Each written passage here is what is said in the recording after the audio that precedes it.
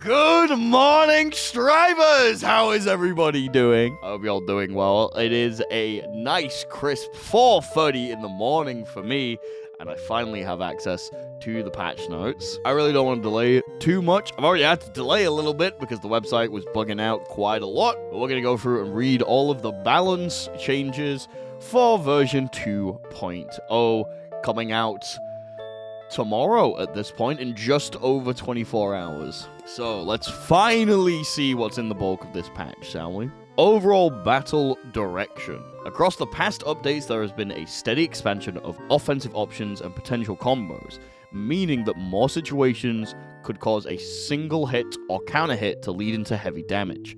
As a result, this made it often the case where a single interaction could largely determine the rest of the developments in the match. In version 2.0, we aim to adjust the battle balance by re-evaluating offense and defense to strike a better balance between risk and reward. These adjustments do not aim simply to tone down damage, but to make it clear what actions will have a greater effect in different situations, creating a flow of battle where players can gradually turn the tides to their advantage over multiple interactions. For these reasons, the adjustments include many changes that make it more challenging to gain major rewards from actions. This includes increasing damage proration, consolidating of startup frames, adjusting the state after invincible moves, limiting the return on Roman cancel, and more. As a result, the changes may seem more restrictive than before for both a game mechanic and character perspective. The intention is to prevent the baseline from rising further, creating a clear standard for future battle balance. We expect that the overall flow of battle going forward will take shape with the balance of risk and reward established in this version as the core. I was out here asking for not a back to basics kind of patch, but a nerf heavy kind of patch.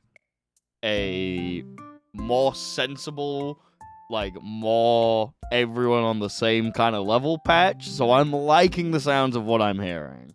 Combos. We have reassessed the ease of converting into combos. Previously, it was common to see long-range pokes as well as overheads and lows lead into combos dealing heavy damage. With these adjustments, we have limited the reward possible so that the value of the hit corresponds to the situation. On the other hand, we have ensured that combos requiring taking risks or managing preparations to land will be suitably rewarding, such as actions that require you to enter close range, set up projectiles, use characters' unique gauges, or spend tension gauge. Our intention is not to make combos themselves weaker, but rather to make it clear what kind of situations can lead to major benefits. Okay. Removing Wild Assault. In Season 3, we added Wild Assault with the goal of creating a new way to use the burst gauge to expand offensive options. Our original intent was to make it an attack that felt intuitive to use. Over the course of adjusting the mechanic, however, its use cases expanded. While this did create depth to the mechanic, it changed into something that required practice and knowledge to use to its full potential. As a result, it functioned as a powerful option in battle, but it would lead to greatly different results depending on how precisely it was utilized. Combined with its powerful potential to extend offense, it would create situations that were very challenging for the defender to handle. In alignment with our intention to emphasize a clear shift between offense and defense in the battle balance, we decided to remove Wild Assault from this version after reevaluating its place in the game. I think they're giving Wild Assault a bit too much credit. Like, yeah, okay, you had to know what Wild Assault did to really use it properly, but there were also versions of Wild Assault that just straight up, no lie, no bit, had zero bad use cases, so you could send them at any time. Original White Wild Assault just worked in pretty much any situation that wasn't whiff. Orange Wild Assault for the longest time, considering the fact that it worked on hit and block, just was a good option to use after any poke. Like, they're making it sound like it was this crazy in-depth mechanic that maybe is sad that it's gone, but no. Like, I really think they're overselling what Wild Assault was, which was a extend my X, Y, or Z now. Or alternatively, skip my neutral right now. Which, I'm glad it's gone. I'm so glad it's gone. This looks so much healthier for the game. We have added Counter Blitz as a new way to utilize the burst gauge. It can be activated during the slowdown effect after a counter hit at the cost of 50% of the burst gauge. It performs a unique attack. If the final hit of the attack hits when the opponent is near the corner, it triggers a wall break. This does not trigger from the counter hits of jabs, such as punches or kicks, special moves, or any normals that cannot be cancelled. This mechanic is tied directly to a counter hit as the trigger, making it an intuitive way to continue your attack. While easy to start using at any play level, it is also not something that absolutely needs to be incorporated in your play. We also expect it to provide more factors to weigh for players who value battle strategy and management of the burst gauge. It will serve as a means of rewarding decision-making based on the situation, rather than one-sidedly making offense stronger. Sounds a lot healthier. I really don't mind it too much. It doesn't seem like that inherently useful, especially compared to Wild Assault, but I think something that can only be triggered on a counter hit and has pretty niche use cases is better than something that you can use in combos, neutral, and pressure at basically any time, and is guaranteed to help you out quite a lot. I fuck with it heavy. I've already talked about some of the ways that it can be used. The most notable example of when Counter Blitz is the best idea is after a combo that didn't break the wall. If you get a heavy counter hit and you don't have any meter, it's probably best to use a Counter Blitz just so that you can guarantee that the wall breaks, because it'll probably add damage compared to your hard button special into special. There'll be very small times as well with like it cancelling out the burst gauge that'll be useful. We'll have to see in the future. Damage state hurt boxes. We have revised the hurt boxes for all characters when they are in damage state or blocking. Previously, due to the different hitboxes between characters, some combos were only possible on certain characters, or could connect unexpectedly under certain conditions. This made for unstable combos that could not be consistently recreated. With these changes, we have adjusted the standard for hurt boxes, with the intention of making it clear when combos will succeed. There are 2 standard hurt box sizes, with all hurt boxes functioning the same in each category. The large hurt box is exclusive for Pot, Faust, Nago, GoldLewis, and Bedman, with everyone else having a standard hurt box. Okay. This addressed the significant difference in possible combos for only certain characters, making for clearer decision-making when it comes to combos. On the other hand, this does mean that combos previously possible only under certain conditions may no longer work. This change prioritizes the stability and reproducibility of combos. We have made the same adjustments to the hurt boxes when performing actions such as dashing, blocking, and air dashing, in addition to blocking and taking damage. Okay. I kind of fuck with this change, but mostly because there was a lot of really weird things with the big body and Giovanna's hitboxes. So Giovanna obviously has the quote-quote infinite combo on several of the big bodies in the cast, but she also, on GoldLewis and Faust only, has a unique Oki mix-up option where she was able to dash 5k on a knockdown, and because of the way that their like OTG box worked, it would cause them to like roll back, and it would give her a left-right that she can like control slightly. She also lost options in the corner against Bedman, because in the corner she's able to get like OTG close slash, which just didn't work against Bedman, which was really weird, so you have to do unique stuff against Bedman. I think that this is probably good for the health of the game. I think it's going to be a little bit weird, considering that Faust is notably taller than some of these characters, but we'll have to see. There's been a lot of stuff in the game's history of Faust having exclusive stuff against him because he's so tall. So we'll have to see how this all changes. Hopefully, though, good change. Hopefully, good change. We added new attack hitboxes that only hit when the opponent is taking damage or blocking, here on referred to as follow-up hitboxes.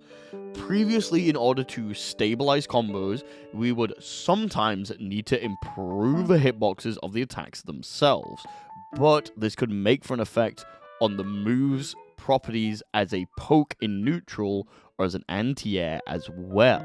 With the adjustment, we have added follow-up hitboxes to certain moves that only activate when the opponent takes damage or blocks. The aim is to have a way to improve the stability of combos while minimizing the effect on neutral.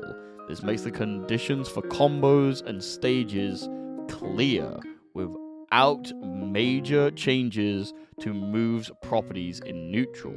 For Close Slash, we have changed part of the high altitude hitbox to follow-up hitboxes.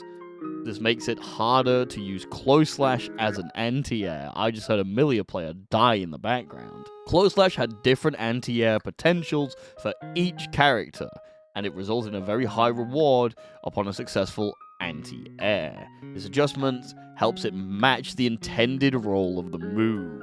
Okay. Couple of questions. Are these just like added hitboxes that are displayed differently and literally only activate if the opponent's in the combo state? Or are they added on top while the game thinks that someone's in a combo state? That might sound like a negligent change, but there is a non-zero chance that sometimes, like, if it's the latter, if the game doesn't check to see if you're in the tumble state or you're in the comboable state until after the move comes out, if a move has an extremely long startup time, there is a non-zero chance that it could just have a better hitbox, and you could use it to, like, really delay. Something like Enhanced Drill from Geo, or, like, the big-ass poke from Faust, or even like 6H from like May or something like that. I think we'll have to test this out a little bit, but I am interested on the Close Slash change, because there's several characters that just get free Close Slash anti-airs on me, and it's pissed me off for years at this point. Psych Burst and Deflect Shield commands. We have revised the command inputs for Psych Burst and Deflect Shield. Previously, Deflect Shield would sometimes activate unintentionally when attempting to perform a throw, correct. This change aims to prevent accidental inputs, making the intent behind the input clear. Ah, okay, so you can't burst with punch or kick anymore. You can only burst with slash. This isn't that big of a deal for me because I always bursted with slash. But I'm sure for some people it's going to be really weird to get that memory around, considering the fact that I know there's some people who burst with kick. We'll have to see, though. I'm not sure how I feel about them, like, removing punch and kick burst entirely, especially because you need to hold back for Deflect Shield, but we'll see. Setting clearly distinct commands also makes it more consistent to input when a fast reaction is required. True. We're also aware that players who use the original controls will need to adjust their sense for inputs. We've decided on this change out of consideration for the button placement on various controllers and how it would interact with defensive actions. We will keep track of the changes in actual match environments as we consider future battle adjustments. Okay, so they're keeping an eye on this one. Goal Burst. Oh no. Oh god, this purple rubber castle below it. Oh, I'm scared. We have revised the input buffer upon wake up so that Blue Psych Burst will not activate if the input is performed within 4 frames directly before wake up. So if you input Psych Burst during this time window, you will perform a Goal Burst directly upon wake up. This change makes it more consistent to perform a Goal Burst as an option on wake up. Thank fuck. On the other hand, we have decreased the knockback distance of Psych Burst on block, regardless of the situation during activation. This creates less distance on the opponent, making it more likely for offense and defense turns to switch. These adjustments intend to make it more consistent to perform, without greatly increasing the benefit. This follows a more defined balance of risk and reward when it comes to the offense and defense sides of using Psych Burst. I'm just glad that I can buff a Goal Burst now. It would be so many times where I like see someone do something on my wake up. I'm like, oh, I should Goal Burst this, and I get like Blue Burst. And it's like, it's not that massive, but it's like I could have had positive bonus and now I just don't have burst. You know? It's nice that I can actually buffer it, even if it's just a small bit. Purple Roman Cancel works as a way to create advantageous situations while limiting the opponent's ability to punish you. However, it made it possible to deal extremely high damage upon a successful read from an advantageous situation, forcing the defending player to make highly risky choices. We have adjusted it so that when Purple Roman Cancel is used while the opponent is not taking damage, damage proration is applied for a set duration afterwards. This proration does not apply in situations where the opponent is already taking damage, such as during combos. This limits the damage possible while using Roman Cancel to set up frame traps or mix-ups, but still functions as a means to create advantageous situations as it did before. Ooh. To be fair, I was looking at this, and immediately I thought throw PRC, because there's a situation that basically every character can find themselves in, where they whiff a throw in a corner, they PRC, and they get an anti-air from it, and it does a shit ton of damage. Especially if you get, like, Geo 623S, and you just fucking anti-air the shit out of someone and do a bunch of damage. But that's gone now. So I think they just want to get rid of all, like, the frame trap stuff that you could do with it, and it's definitely interesting. This does really feel like a fuck you Purple Roman Cancel kind of patch, the more I think about it. Throw, offense, and defense. When used with tension gauge accumulation, throw was not only an effective defensive option, but also created situations where the opponent is forced to deal with your offense, and it made safe with Purple Roman Cancel. These adjustments now make it impossible to Roman Cancel a throw on whiff to introduce risk for players using the throw. This makes a clearer division from when offense and defensive turns switch. Throw tech also had a very brief time from activation until it was possible to move again at very close range, making it challenging to assess the situation after a throw tech. We have extended the screen freeze and added distance after the tech to create a better reset to neutral. In addition to these changes, command grabs no longer have throw invulnerability. Previously, the throw invulnerability made them function as frame traps as well. As with normal throws, they can no longer be covered with Purple Roman Cancel and whiff. I can throw Potbuster! Holy shit. I'm not sure how I feel about not being able to throw PRC, especially because it's something that I did a lot. But the fact that I can throw Potbuster now, and the fact that Potbuster can't be PRC'd, I'll take it. Shot in the foot, Ricochet shoots someone in the head. I'll take it. I'll take it. Actions with invincibility. We have reassessed the risk and reward of various actions with invincibilities. For invincible special moves, we have adjusted the situation on hit and block while maintaining their role as reversals. We have adjusted the blowback and recovery of invincible moves that could lead into Okizeme on hit. So they now return you to neutral. They're also now easier to punish when blocked. We have also adjusted the mechanics for invincible overdrives. They cannot be Roman cancelled like invincible special moves, and leave you vulnerable to counter hits during the recovery. They can no longer be Roman cancelled on hit. Right. Making it challenging to deal major damage after an invincible move. Backdash is also a type of invincible action, so it can no longer be Roman cancelled. What? Previously, some strings used blue Roman cancel after backdash. We have made it no longer possible to Roman cancel to manage situations where invincibility to evade attacks could lead to high rewards. They just killed backdash BRC. They just got rid of backdash BRC overhead. Like right in front of my face. Oh my fucking god. Okay, I didn't expect that. If you don't know, I guess it's ancient knowledge now, so you're not going to need to know it too much, but there was a technique where you could backdash and use, like, the jumping frames of the backdash to, like, forward blue Roman cancel and get, like, an instant overhead. And a lot of characters would use this to just open you up in the corner. It was really fast, and it's gone now. They got rid of it. Holy shit, if you backdash, you're committed to it. Huh. I'm not sure how I feel about the super change, mostly because I liked stealing rounds with super red RC. The backdash change, though, as someone who doesn't use backdash BRC that much, it's kind of funny.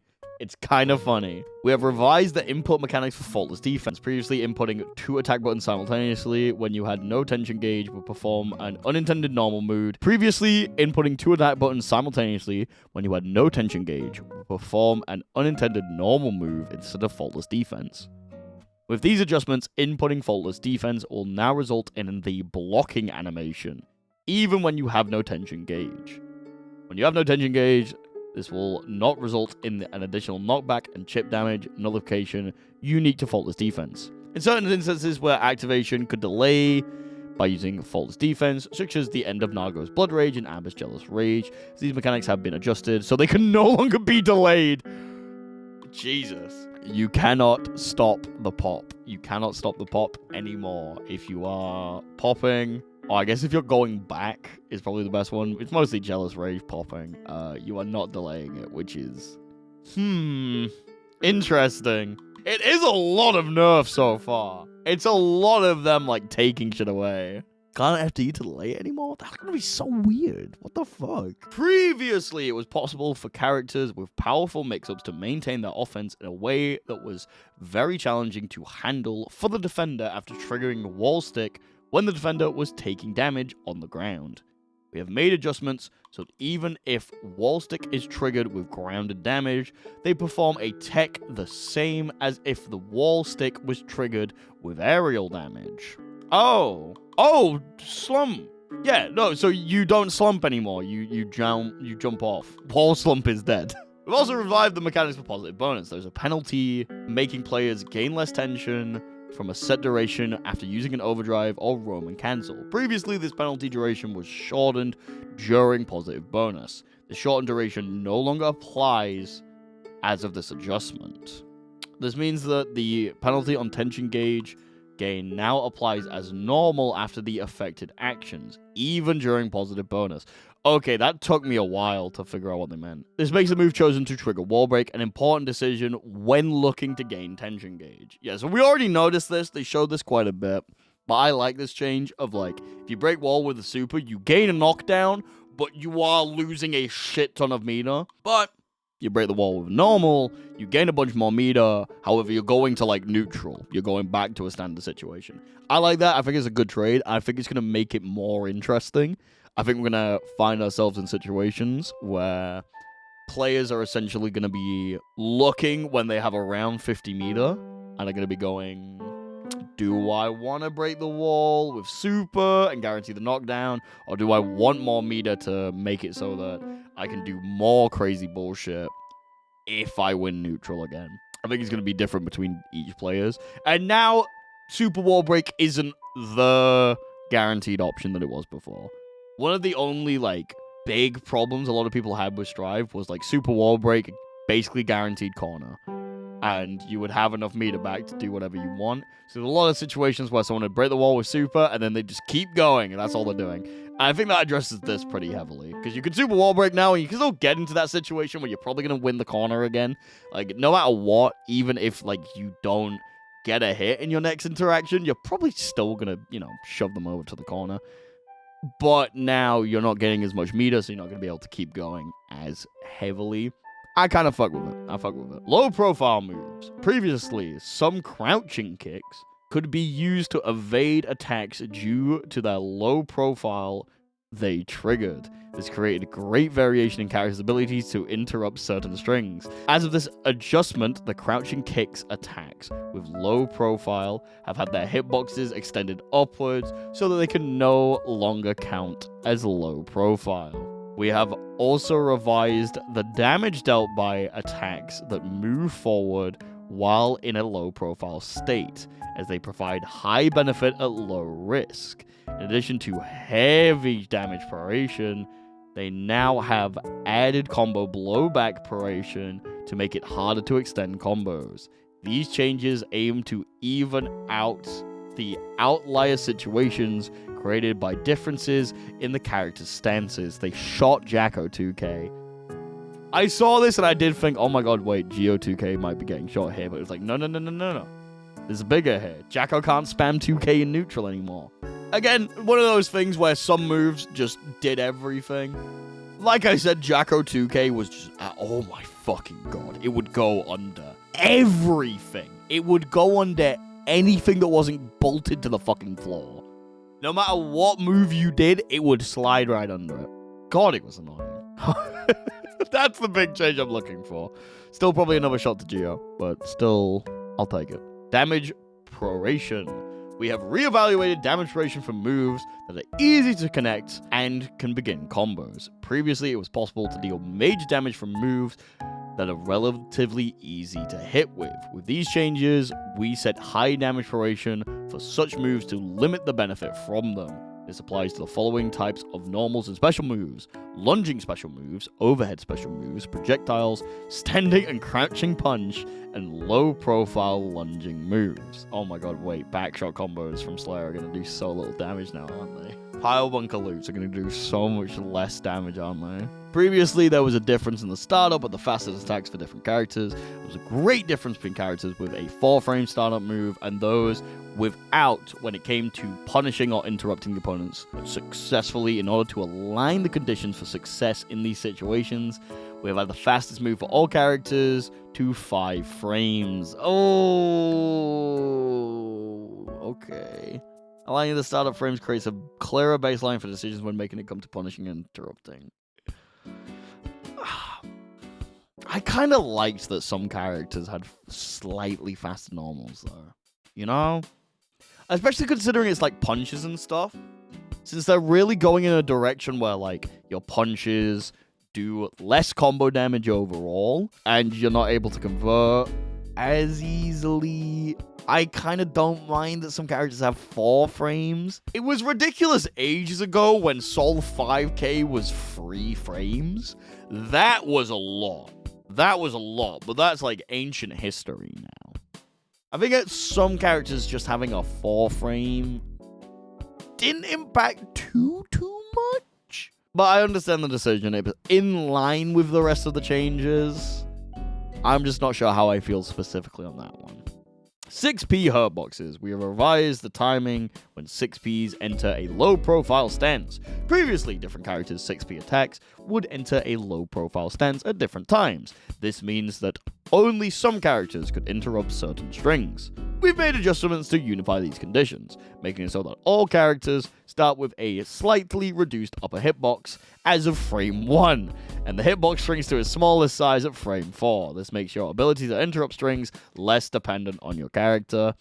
Fair enough. Damage rates on counter hit. Previously, damage would increase by 10% upon counter hit. This would increase by 20% when risk level was at max and could lead to extremely high damage in certain situations when combined with lowered defenses. With these adjustments, we have removed the damage modifier upon counter hit. This limits the upper potential of combos starting from counter hits. Counter hits still trigger the slowdown effect, meaning they still provide benefit in terms of confirming and choosing your next attack. This change aims to make it still valuable to hit while keeping the potential damage within an appropriate range. I kind of like the counter hits would make you blow the fuck up. Oh well. Charge commands. We have reevaluated the condition for successful charge commands. Previously, charge commands required 30 frames of charge time. We've adjusted it so that they require 25. I was worried they were going to be like charge frames are dead. This makes it easier to perform charge moves after a single poke or using a forward input with smoother controls. Cool. Strive's charges were already really short compared to other fighting games. So, like, sure, I guess this helps with, like, the slightly faster paced nature of the game. I'm not a charge player. I don't play any characters that have got charge moves. Maybe it'll just make a couple things more consistent. Maybe it'll make routes possible now, unlike May. Because you can charge Dolphin a little bit faster. We'll have to see. Base damage scaling going to 60%. May's 3k Jacko sweep. Baiken's crouching heavy slash. Oh, that's rough. Night Raid, Scum Dipper, Stroke the Big Tree, Elcon, and Unika Scum Dipper. Yeah, that makes sense. We won't go through it like every single one. I'll skim through to see if I can find anything. Slayer's Bloodsucking Universe mechanic that increases the damage of kind of by 20%. But previously, this stack was universal. Going forward, oh, okay, so Bloodsucking Universe still does a shit ton of damage. Interesting. Okay.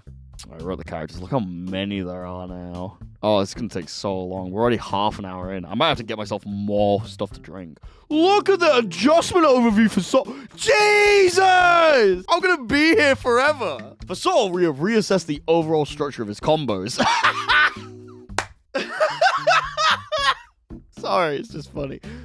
Making adjustments to limit the maximum potential reward from mid-screen combos. In combination with these changes, we have added his new move, Sidewinder Ignited, to act as a combo finisher. Given the limited reward he gets from combos now, we have expanded the breadth of options he has in neutral. We have removed some of his powerful mix-up strings, determining that they did not align with Soul's offensive game based on close-range strike throw mix-ups. Sidewinder Ignite is a new move, available as a follow-up after the Heavy Slash version of Volcanic Viper. It works well as the last attack in a combo, as it knocks opponents down on hit. It's a clean hit property, dealing high damage when it is hit in the correct position. It also triggers a wall bounce in the corner on a clean hit, making it possible to continue your combo if it hits early on. To align with this addition, we've removed the clean hit property from the Heavy Slash version of Volcanic Viper. We have sped up the startup of Gunflame and added extra flame pillars, extending its range. Each flame pillar has a shorter activation time individually, which means it reaches its maximum range faster. It has worse frame advantage now, making it weaker when the opponent blocks it at a close range, but instead it works better as a mid-range poke. Gunflame Fate now moves forward slightly on activation. This makes it possible to maintain your offense from closer range than before, if you catch your opponent by surprise. Fafnir made it possible to extend combos mid-screen too much, so we have revised its properties. We've removed the wall bounce effect, changing it to a tumbling knockdown. This makes it possible to follow up a clean hit near the corner, and not when mid-screen. This makes it possible to follow up a clean hit near the corner, and not when mid-screen. Oh. So does it not have his clean hit anymore? I like the clean hit on Fafnir.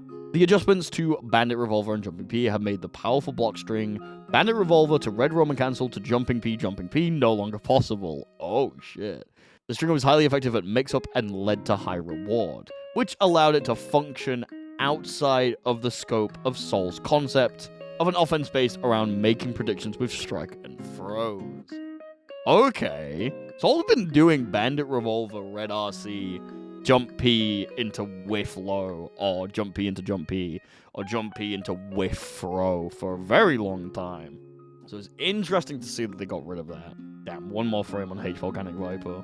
Yeah, remove the wall bounce on clean hit. Oh, so it still has a clean hit. The clean hit just like tumbles, I guess. Okay, so it's just Soul that got like a massive fucking paragraph. Well, there'll be other characters with massive paragraphs, but still.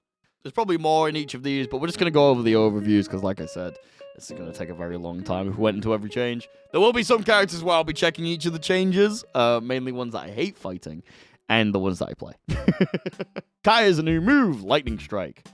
It has received adjustments to help him benefit from making decisions based on the situation in battle and making accurate positions while fighting with projectiles. On the other hand, moves such as his S attacks and Stun Dipper, which can be challenging to counter in neutral, have been tuned down. How did they tune down Scum Dipper? What? Lightning Strike creates a bolt of lightning in the position of another projectile, such as Stun Edge. This can hit the opponent when they attempt to jump over or cross under your projectiles. You can use this to limit the opponent's movements by switching up between making the opponent simply block the projectile or following up with Lightning Strike.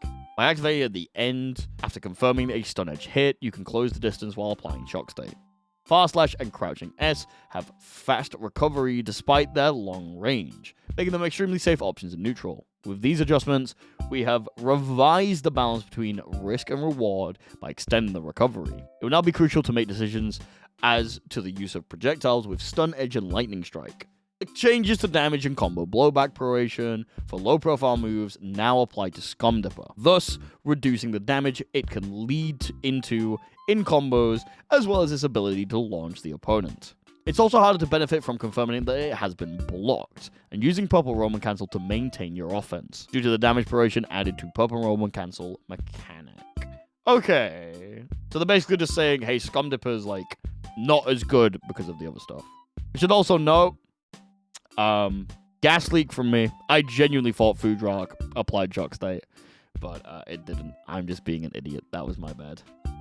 Oh, what a chunk of text. May. We have revised the properties of Mr. Dolphin Vertical, which do not see much use in neutral to make it more viable. Okay. On the other hand, moves such as Free K that could easily catch the opponent or standing heavy slash that was highly rewarding and challenging to counter have been toned down. Oh my god, they hit the 5H. The S version of Mr. Dolphin Vertical covers more horizontal movement distance, making it easier to land from a similar range as far slash or crouching slash. It now triggers additional knockback, making it hard to use as approach by making the opponent block it. Instead, it now functions as a new defensive option. The heavy slash version now grants additional travel distance when performed outside of certain range of the opponent. It can now be performed from a set range and has slow startup, making it easier to react to. We have adjusted it so that May lands at a closer position compared to the slash version of Mr. Dolphin Vertical when it is blocked. We have adjusted the slash version of Mr. Dolphin Horizontal so that May lands faster on hit, creating a situation where she has the advantage. In exchange, it leaves her at greater disadvantage when blocked, and does not trigger stagger on counter hit. However, it is affected by the universal change that makes charge inputs faster, making it easier to land at the intended range. We have added a proximity requirement to Free K. This makes it no longer possible to hit the opponent at the edge of their hurt box, meaning you must approach in order to hit with this attack. Due to the effect of the changes to damage and combo blowback from low profile moves, it's also harder to extend your combos by roam cancelling it on hit. Standing heavy slash was a hard move to counter, leading to high reward on counter hit despite having fast recovery. With this adjustment, we've increased the recovery and made it easier for the opponent to whiff punish it. How many frames? I need to know. Oh, that's massive! Oh, that's fucking huge! Oh my god! Big, big, big, big, big! It's so punishable now! Oh, thank fuck. Oh, thank God. That's so funny. May players are going to have to learn to play the game. Very interesting. I'm very interested to see how the dolphin changes work. But God, that 5H getting shot. Holy shit. Took that motherfucker out. Axel Low. We have reevaluated the mechanics of Winter Mantis, which was not commonly used in neutral orange strings to make it more viable. We've also adjusted Sickle Flash and Whistling Wind to give them more utility in neutral. Sickle Flash needed more utility in neutral.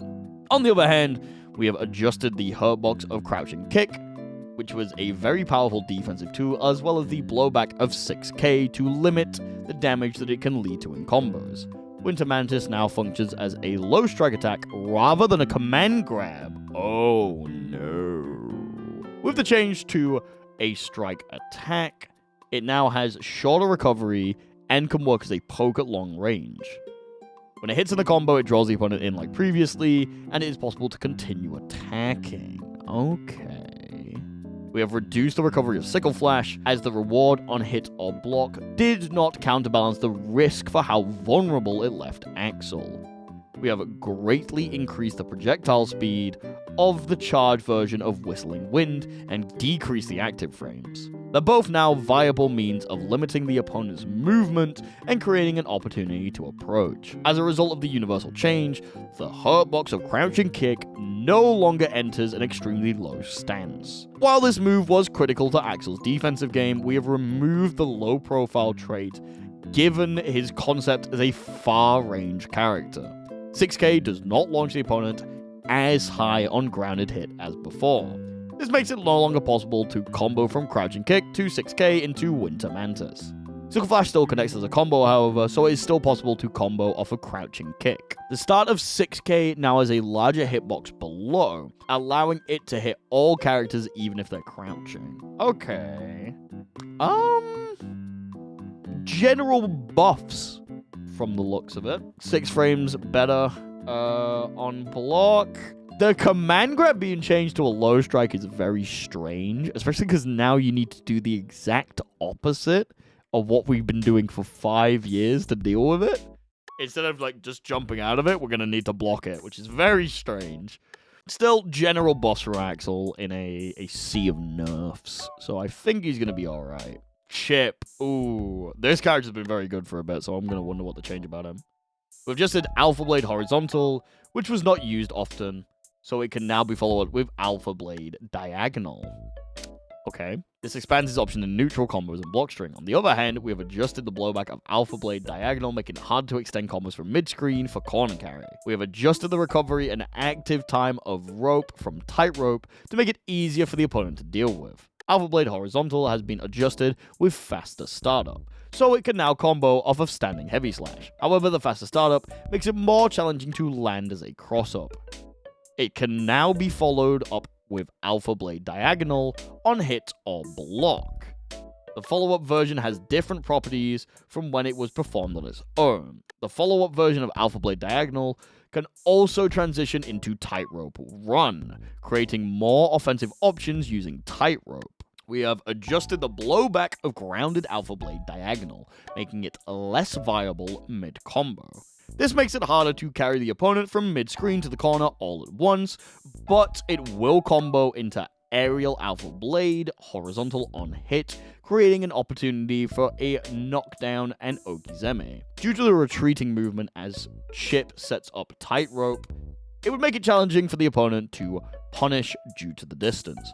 We have increased the recovery, giving it more time for the opponent to run up and punish it. The Tightrope also remains for a shorter duration, limiting the length of time the opponent needs to deal with Chipp's pressure.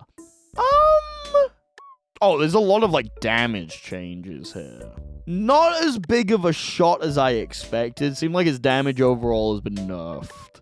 And it really depends on how long Tightrope lasts, if we're entirely honest. If Tightrope lasts barely any time at all, it's gone. It's gone. Then we'll really have to see, what Chipp's like. But overall, seemingly a decent patch for the ninja. He seems to be fine. Alright, let's see what they did to Pot. We have toned down his moves that gave him heavy advantage against long-range characters, making it more challenging for him to close distance with the opponent. In exchange, he can effectively pressure the opponent slowly by walking, which is what he's supposed to do. FDB now decreases the active frames of projectiles it reflects, and they cause a soft knockdown on hit. This makes it harder for them to close the distance after reflecting a projectile on both hit and block. The projectile from Gentakai also decreased active frames, making strategies involving approaching with a projectile in front more challenging to pull off. Oh, thank God. Elphelt can no longer endure low attacks! Let's go! It was a powerful option to force an opponent at the cost of tension gauge, but it now must be used with caution as it leaves you vulnerable to a counter hit if the opponent uses a low. Temkin Buster can no longer endure attacks! Yes! Oh, thank God! Oh, thank fuck. This is because the risk did not balance out the reward, as it was a potent means of interrupting attacks from a slight distance and dealing incredibly high damage. As throws can no longer be Roman cancelled, it is more risky to go for and leads to less reward potential due to the damage proration of purple Roman cancel. Oh my fucking God. I could cry. I've been helping people get back into Strive recently, and every time they fight Pot, I see Armored Pot Buster. I'm like, I fucking hate this character. Every time Armored Pot Buster, I'll be like, I fucking hate this character. So I'm so glad it's gone. I'm so fucking glad it's gone. Oh my God, finally. Finally it's gone. His forward walk now moves faster. While he now struggles to force an approach using tension gauge, he can approach more successfully by walking forward than before. Forward heavy slash now moves forward slightly before the attack comes out, extending this range. This extends his options at long range as it can hit the opponent outside the reach of standing heavy slash. Okay, generally, seemingly pretty good. Potter's been... Don't listen to the downplays. Potter's been really strong this entire season. So these changes sound like they're taking a lot of the really scrubby shit away and making it so that you need to, play the game well. One of Pot's strongest options was already walk forward, which sounds stupid. It sounds insane, but like it is true. So him being a little bit faster is probably going to help him out quite a bit in that regard. Him losing Giganta active frames hopefully just means that there's like ways to get out if he puts Giganta on himself, which he does quite a bit. A lot of high-level Pots will like do Giganta and then like fucking hammer fall over to be inside of it, and then like he's walking with it, so like he is like a hitbox. Oh my god. Potbuster RC and Potbuster Armor being gone in the same patch. Beautiful. Beautiful. Absolutely beautiful. I knew the pot nerfs were coming. I didn't think they'd look this beautiful. Ooh, that's a long paragraph for Faust. Holy shit. We have adjusted his command movement and afro state to tone them down, as they were challenging for the opponent to counter. In exchange, some items can now be obtained mid-air, making what could this be more viable. It is easier to act in tandem with items now. What does that mean? Donut, banana, afro, and trumpet items can now be obtained while mid-air. In addition to health recovery, the donut item now also recovers tension gauge. The trumpet is now tossed in a position closer to Faust, making it easier for him to obtain. Faust gains access to powerful neutral strings after obtaining the trumpet, giving him more opportunities for him to gain the advantage. What could this be has decreased recovery, as it's possible to stock items by holding the input with what could this be. This opens up potential for major benefit after knocking down the opponent, as you can both stock and toss items at the same time. It's now possible to halt the move by pressing S during mix on hit or block. You can choose to stop when the opponent is stuck to the wall and oh shit! You can choose to stop while the opponent is stuck to the wall and trigger wall break with an attack of your choice. Okay. Bone Crushing Experiment has especially slow startup among invincible overdrives, so we have sped up the startup to make it more viable. Despite the improvement, it is still on the lower end. Okay. Okay. While the opponent is in afro state, the attack would activate even if Faust took damage while setting it on fire with Jumping D or another move. However, as this made it possible to keep the opponent locked down for a extended period of time, the attack no longer activates if Faust takes damage. Okay, good. Thank fuck. We have adjusted Faust's hitbox to no longer shrink low during the bat. They got rid of Crawl! Previously, there were very few countermeasures against his command movement, as it was possible to evade attacks by just crouch blocking. On the other hand, the forward movement now enters a low stance. Okay. I'm fine with that change. This makes it possible to evade attacks while taking on the risk of being unable to block. Okay.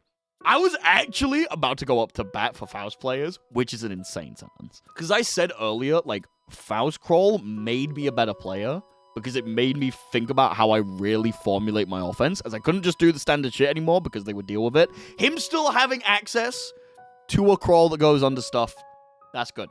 That is good. I think that is a core part of Faust's identity as a character. Making it an active choice instead of a crouch block automatic choice, I like it. I think it's pretty smart. Overall, good buffs and healthy changes, I would say. Afro not getting pop when the opponent hits you, I think is a healthy change against Faust. The fact that he seemingly is going to be able to get a knockdown, stock up on items, and still keep his pressure, I think is a pretty good way for the character to keep his pressure going and really lean into the items that he needs. Bone Crushing Experiment, how many frames is it? 15. Pretty good. I think it is still the slowest, but like 6 frames extra. I'd say a massive win for Faust. I expect there's going to be a couple of bugs, just because Faust is always buggy whenever he gets changed, but massive win for Faust. Just the general changes, I think, have been big wins for Faust, if I'm entirely honest. So congratulations, Faust. Good for you. Millia. We have made adjustments to her combo routes, as she was able to perform highly damaging combos from various starters. Artemis recovered quickly and was challenging for the opponent to deal with, so we have adjusted it so that Millia is more likely to lose her turn on offense when it is blocked. In exchange, standing kick and the slash version of tandem top have improved utility, allowing her to use excellent mobility to launch her grounded offense. We have also made Bad Moon more rewarding to hit in combos to give her access to powerful offense after air-to-air attacks. So can she use Bad Moon to bring you to the ground and keep the combo going? Reduce the knockback of standing kick when approaching with a dashing combo to sweep, even after multiple hits, making it easier to confirm off of. Oy. We have adjusted the launch on hit after the S version of tandem top, making it harder to relaunch the opponent when used mid-combo. On the other hand, we have reduced the horizontal blowback, allowing Millia to continue her offense at a greater advantage on hit. The projectile also moves faster now, making it viable as a long-range poke. Bad Moon now gains different properties when used at high altitude, causing a hard knockdown that cannot be teched. Millia has enough time with an advantage to go in and hit with a close, meaty slash, or perform an instant air dash before attacking. This makes it more rewarding to successfully land an air-to-air. Okay. Oh my god, she gets hard knockdown off air-to-airs. We've adjusted the launch of Iron Savior on grounded hit, reducing the buffer time for following it up. It is no longer possible to perform long combos off of counter-hit poke starters, such as counter-hit Fast Slash into Mirage, and then Iron Savior. Artemis now descends at a slower speed and has additional landing recovery. Millia now loses her turn when it is blocked, putting her at risk of getting punished if it is blocked at close range. Thank fuck. Along with additional recovery, the blowback has been adjusted, making it still possible to combo off of on hit. I would say general buffs for Millia, which is very interesting, because at the start of this season, at the start of 4.5, everyone was leaning towards Millia as a very, very high contender character. And that simply died down a little bit. I think Millia is always in the weird position where, because she's a pixie character and she requires a lot of heavy mix-ups, she generally doesn't end up being that consistent, especially compared to, what is now the old top tiers with Happy Chaos, who are very consistent characters with very consistent mix-ups. Interesting. Very, very interesting for Millia. The Bad Moon thing, giving you a hard knockdown, we'll have to see what happens. I never liked fighting Millia, and I don't think that's going to change. I'm dreading this. We've revised the trajectory of Float, as it was challenging to use effectively, making it easier now to use Eddie to get the opponent surrounded. We've also sped up the start of Invite Hell to help lead into knockdowns off of central pokes, counter slash on hits. In exchange, we have limited the potential reward from combos after a poke counter hit. As well, it is harder to maintain offense after Sun Void is blocked, as it could be used in very powerful strings. We've adjusted the trajectory of Float with the exceptions of the punch version. The kick version sends Eddie up at a high altitude, allowing him to move behind the opponent while at minimal risk of taking an attack. Invite Hell has faster startup, meaning it can combo off of crouching S hits. It will also now always appear on screen, making it more viable in Okizeme in the corner. The second it appears has slower startup, and can no longer combo after a counter hit crouching slash. This limits the potential benefits, as it used to be possible to carry the opponent to the corner and trigger a wall break off of a long-range poke. Despite the slower startup, we have adjusted other aspects to minimize the effect on block or aerial hit, such as hit stop, active frames, and launch height. We've extended the time until Eddie is available after Sun Void. This makes it more likely for Eddie to be destroyed by the opponent pushing it on block unless you choose to use a pose. The opponent still needs to watch out for Eddie, but it's more challenging for Zado to transition into his mix-ups now. Fair enough. Honestly, I'm very obviously of the opinion that this character is super fucking strong. And I like that Arxis are not willing to Omega buff him despite what Zato players ask for. Honestly, if you're a Zato player, I would take this as a sign of suck it up and find a way to use float. Because trust me, they didn't address half of the shit that I'm annoyed about with this character. So I would say that you got off scot-free. I would say mostly changes. Really depends on what like float ends up doing. But like that Pierce change is going to make it way more consistent to be able to stop Eddie from doing stuff. Zato's going to have to cover him way fucking more now. And the Sun Void change as well just makes it so that he's essentially going to have to immediately go into a pose, which gives you a couple more mind games to go against once you like deal with Sun Void, which, God, I'm happy with. I hate that fucking super. I hate that super so much. The frame advantage goes to -2. It's barely anything. It's barely anything. Ram! Considering who this character is, that's a very short paragraph. Revised her overall combo structure to limit potential benefits from combo mid-screen. Never mind, that's pretty big. In exchange, Sabro now works better as a combo finisher, and the S versions of Banjo can work as Okizeme, allowing for rewarding situations over time. Sabro has faster startup and combo after standing heavy slash, even against standing opponents. We have adjusted the damage and situation on hit to match its new versatility. We've adjusted the knockback and recovery of Ondo to make it more viable in neutral. It can now be used as a poke when outside the range of standing heavy slash. We're gonna need to look up what these moves are. So Ondo's rock and Sabro is big sword slam. Okay. We've removed the wall bounce from the S version of sword toss. Oh, fuck. Changing it to trigger hard knockdown when the opponent cannot attack. It can no longer work mid-combo. However, if the sword hits, it is now possible for the explosion part to trigger on the opponent's wake-up. This makes it easier to perform Okizeme. It comes out faster now, making it easier to include in combos with different starters. We have adjusted the length height of Daro and Eralumo. Oh, these names. Decreasing the time possible for following them up. Combined with the changes to the S version of Baiken, this makes it more challenging to put together combos that carry into the corner to trigger a wall break. We've adjusted the blowback from the sword hit of the S version of Baiken to limit combos with long carry distance.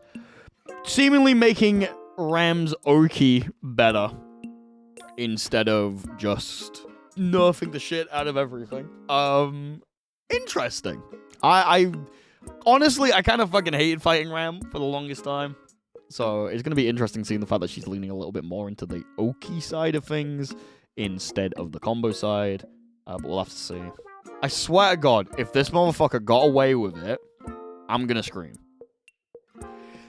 God fucking damn it! We have improved his pressure in Brynhilde's stance. Why? By making it possible to jump and perform jumping attacks during the stance. In exchange for this, we have adjusted his central moves he uses to enter, such as the heavy slash version of Eisenstrom, Turbulence, and standing heavy slash to make it more challenging for him to enter back turn stance.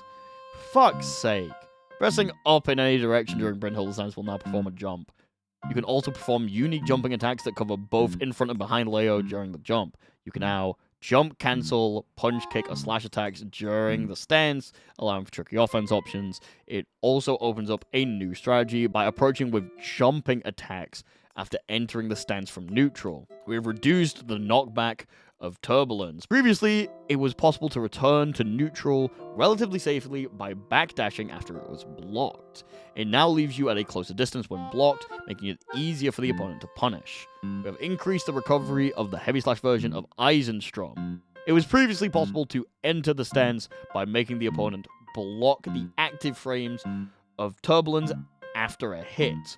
But the active frames will no longer hit Meaty, leaving Leo in a less advantageous situation.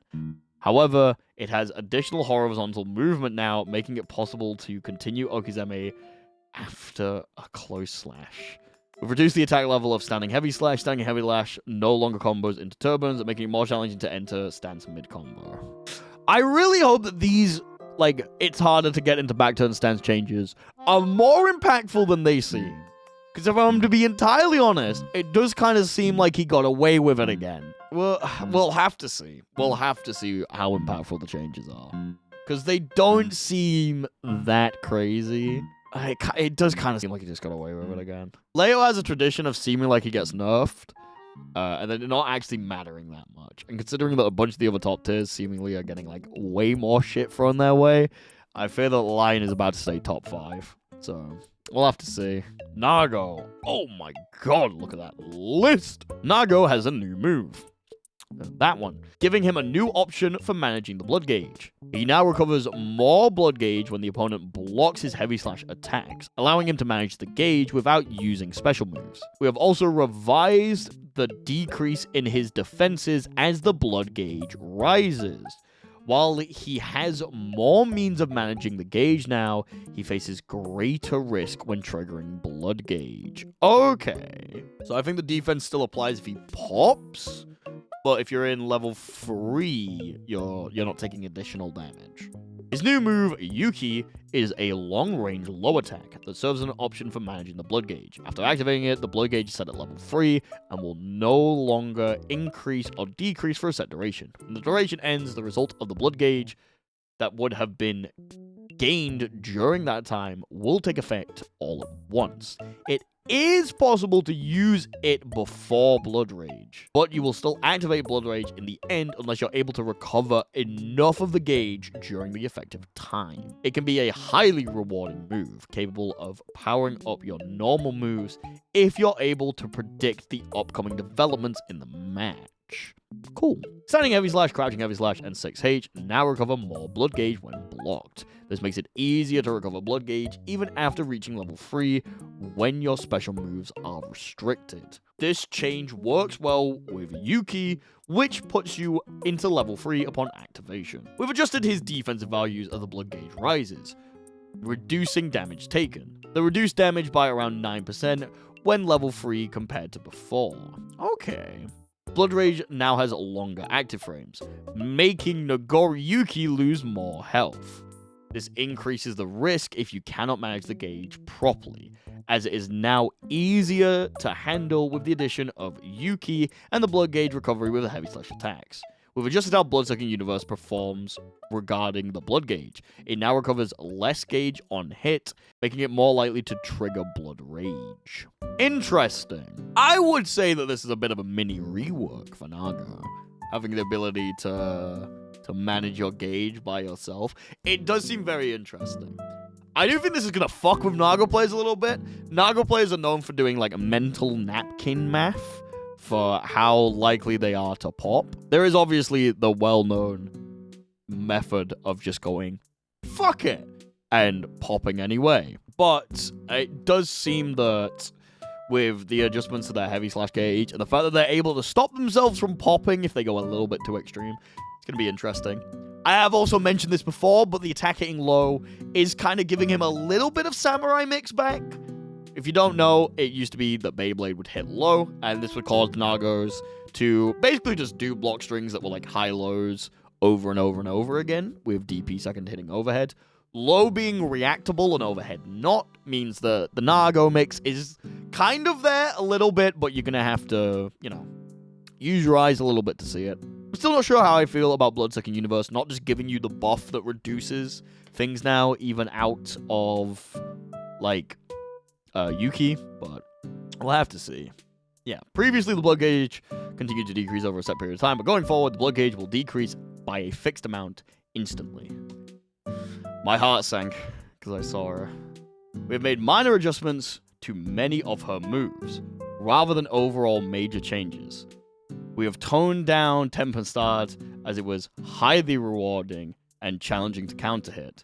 We have adjusted her hurtboxes as her standing and crouching hitboxes were positioned lower to the ground. Yeah, so Geo had the ability to just stand and, things would whiff over her that normally wouldn't. Mainly in, the Eno matchup. This was always a thing in the Eno matchup. They might have finally changed that. It's a little bit upsetting for me because it meant that I could dash under things that other characters couldn't, but it is what it is. While powered up, she now maintains the enhanced state for a set duration of time, Once the tension gauge reaches 50% and 100% marks, this means she will no longer immediately lose a power-up state if she uses her tension gauge. Oh, I fuck with that. Oh, fuck yes. Wait, that's sick. That's awesome. I get to keep my power up for a little bit. Fuck yes. She now moves forward slightly during crouching slash. This makes it powerful as a low from mid-range in neutral, as well as a more consistent combo into crouching heavy slash. We have expanded the upper hitbox and decreased the aerial hitbox of Sol Nascente. This makes it work better as a anti-air. Oh my god, wait. So there's a lot of times where you would use that, like DP, and you would get hit by the arrow move anyway, and it was like, what's the fucking point of me doing DP? Hopefully now it actually works a lot better for that. We've decreased the recovery of Sepultura, making it no longer punishable on block in exchange. Her normal moves cause less knockback, leaving her at closer distance on block and more likely to lose her turn on offense. Tempestada now has more recovery on block or whiff, leaving Giovanna disadvantage on block. You are now at risk of punishment unless it is used in a situation where a hit is certain. We've extended her... Oh my god, they actually mention it. We have extended her upper hurt box when standing or crouching, as it is positioned lower than other characters. This makes moves such as Ino's Chemical Love hit Giovanna while she is standing. Yeah, that's... Yeah.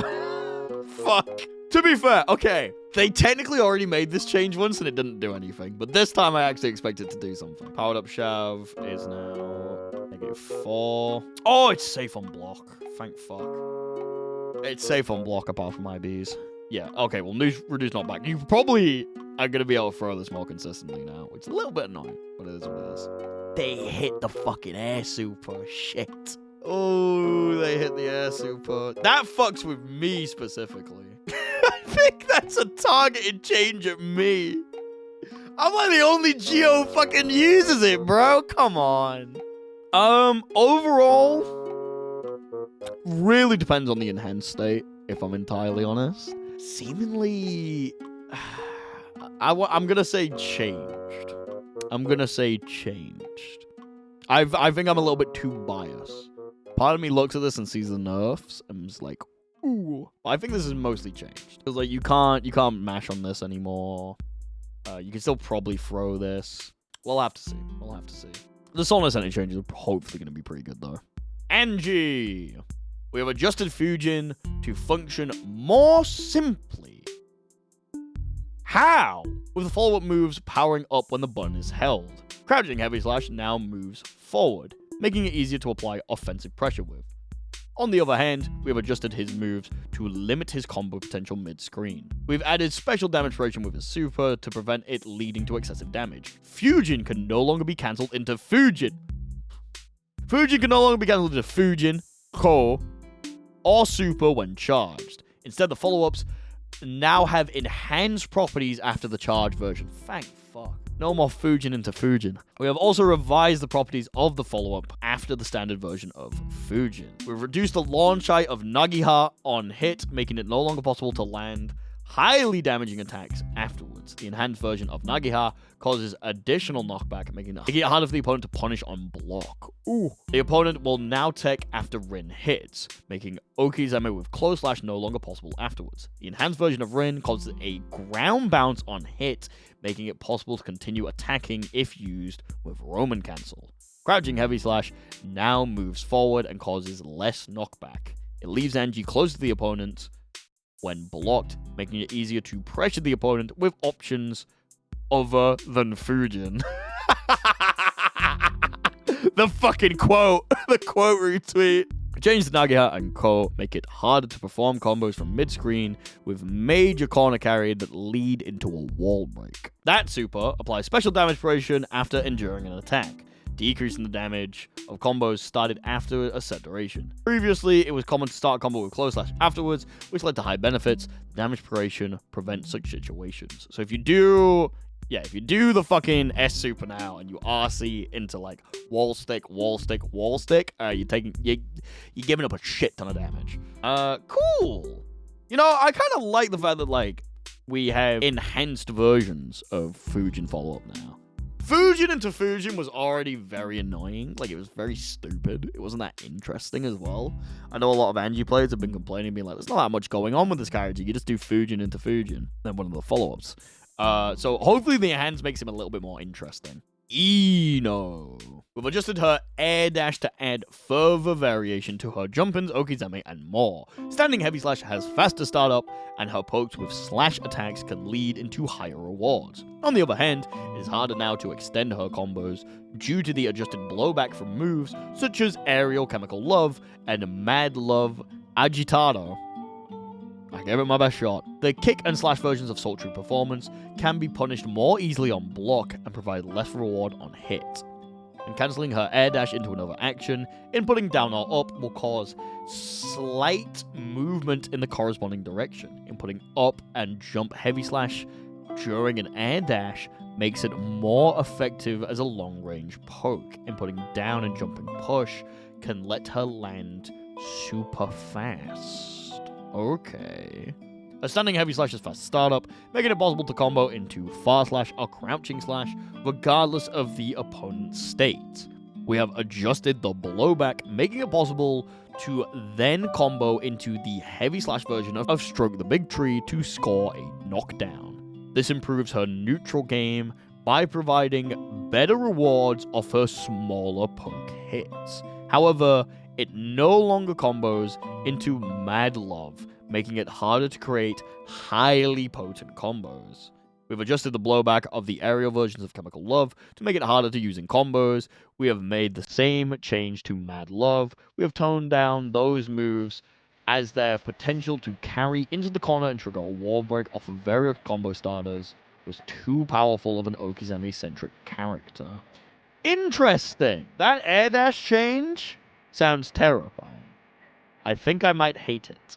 The fact that you can adjust it now is going to be really hard to swat around in the air. But granted, he doesn't use air dash too much. It's going to be very interesting to see how some things change. There's been a lot of stuff so far. We're about halfway through the character balance changes. Ish. There's been a lot of things that are we really don't want players to be able to just send people to the corner as much. They're really, really working against that. And you can kind of see that with Ino as well. So, very interesting. Seems like mid-screen stuff's going to be a lot stronger for the majority of the cast. GoldLewis Dickinson. Oh, God. We've improved the utility of his normal moves to improve his maneuverability in neutral. On the other hand, we've toned down his actions, utilizing Behemoth Typhoon and the Security Gauge to limit his power once he is on the offensive. We've extended the active frames of Far Slash and made it more affected by momentum. The attack will now reach further when performed out of a dash. We've made the same adjustments of Crouching Kick, giving it access to low attacks after dashing. We've removed the frontal hurt box of Crouching Slash, making it very powerful as a counter poke. We have decreased the startup of Standing Heavy Slash and decreased the knockback. It can now combo off of Far Slash, increasing its utility. All versions of Behemoth Typhoon deal less damage and trigger heavier damage proration. This makes it harder for him to deal major damage than before. It also costs 100% of the security gauge to cancel into another Behemoth Typhoon after Behemoth Typhoon. Thank fuck. Oh, that's such a good change. We've also adjusted the blowback for some variations of Behemoth Typhoon, limiting the reward off of a mix-up. We've increased the minimum number of projectiles fired by Skyfish. The addition increases the duration of the move overall as well, making it more risky if the opponent jumps over it. We've reduced the active frames of Thunderbird when above level 2. While it is still a strong strategy to approach with the projectile as a shield, it is now harder to pull off when the opponent has space to back away. I like these changes. I like these changes a lot. They're basically taking some of the power from GoldLewis's Behemoth Typhoon and adding it to the rest of his kit, which I kind of like. Behemoth Typhoon cancelling into another Behemoth Typhoon, costing all of the security gauge, though. I love it. I love it so much. You have to have full security gauge, which basically just means that you have to wait a little bit before you can do it again. But also, oh my god. I was so sick of, blocking a Behemoth Typhoon mix-up, blocking another Behemoth Typhoon mix-up, and then getting hit with, a safe one that made him plus on block. It was so annoying. Now he's either going to take the mix-up or he's going to take the safe. And from there, you can adjust. Jago! We have added trajectory options for throw servant to make it possible to send servants forward in a trajectory that is harder for the opponent to hit. We have also reassessed the servant gauge cost of countdown, expanding options for her strings and combos. There are now new uses for forward heavy slash, which was very situation specific before, and it can better extend offense on hits. On the other hand, her formerly low-profile moves, crouching kick and sweep, are less potent now, making it harder for her to gain an advantage in neutral when she has no servants out. By holding the input for throw servant, you can now throw the servant upwards. This makes it possible to throw the servant behind the opponent, allowing you to go on the offensive if the opponent tries to counter your servant. Countdown no longer expends the servant gauge when the attack activates. You can now set up a new servant while making the opponent block the explosion, making it more useful in strings and combos. The second hit of forward heavy slash now triggers a hard knockdown, preventing the opponent from teching. Using it as the final hit in a combo will make it easier to set up your offensive as the opponent wakes up. However, it creates distance between yourself and the opponent, meaning you need to choose what to use depending on your remaining servant gauge and the positions of any servants. Her hurt box during crouching kick no longer enters a shorter stance due to the universal adjustments. Sweep is also a low stance move, and it has received damage duration and combo blowback duration adjustments as a low profile lunging move, which reduces the damage in combos and makes it harder to launch the opponent. I would say that like most of this is buffs, but she is losing access to like 2K and 2D, which are very strong Jaco tools in general. Gonna be interesting to see how that servant change really affects stuff, because there might just be situations now where if you're the defender and you see her like lob the servant into space, run. Like you can just run at her. Gonna be very interesting. I'm excited. I always think like when Jaco's, you know, blabbed out and really fleshed out, she's a pretty cool character to watch. Not a fun character to fight. But it's going to be very interesting to see what these changes actually do, and if any Jaco players are able to really utilize them, because I haven't seen Jaco players in a while. Oh my god, it's filling the whole screen. Previously, Happy Chaos was able to fire from his stance instantaneously without any recovery, allowing him to highly benefit from long pokes and fast jabs. Since he was also able to deal damage and replenish his resources simultaneously, it was easy for him to continue neutral without leaving himself vulnerable. We determined that it would be challenging to address the fundamental causes of these issues by only adjusting parameters, and have made major changes to his overall mechanics. We have removed the heavy slash input at the ready that allowed for fire without any vulnerability, making it only possible to perform with a hitbox and recovery. This makes it no longer possible to transition into combos directly after hitting with pokes or jabs when the gun is not readied. We have changed how the reticle functions, so that it is no longer possible to fire until after certain duration has passed since readying the gun. Ah, that's what the new reticle is. The stance will also be cancelled upon jumping! Okay! It can be just as powerful as before if you use at the ready in advance and fire once the reticle is lined up, but its neutral now requires additional steps when the gun is not readied. Fire can no longer be used after steady aim until a certain duration passes, like at the ready. However, it becomes possible to fire sooner than at the ready, making it still potent as a poke from long range. It's more challenging to lead into combos afterwards as it launches the opponent at a lower height on hit. Instead, by inputting up or down while firing, it is possible to produce projectiles with a delay. They have different effects on hit, opening up new possibilities in using different options for combos and supporting your neutral game utilizing the delay. Reload now always loads 6 bullets, with an extended total action time to match. It now requires taking a corresponding risk to use it to cancel the recovery of a normal move or fire like before. Deus Ex Machina no longer reloads bullets, guaranteeing that the player will need to let down their offense at times due to exhausting their resources. Curse now has an attack hitbox and functions as a projectile. However, the hitbox disappears once it hits the ground, giving it limited range. It can be used as a poke or to cover for the time after entering the stance before it is possible to shoot. Curse now increases the damage of fire after touching the opponent. It no longer decreases the time needed for the reticle to close in as it did before. When using Scapegoat, the clone now takes an attack instead of chaos. However, the hit stop will be shorter when the attack hits the clone, making it challenging to punish the opponent after their attack.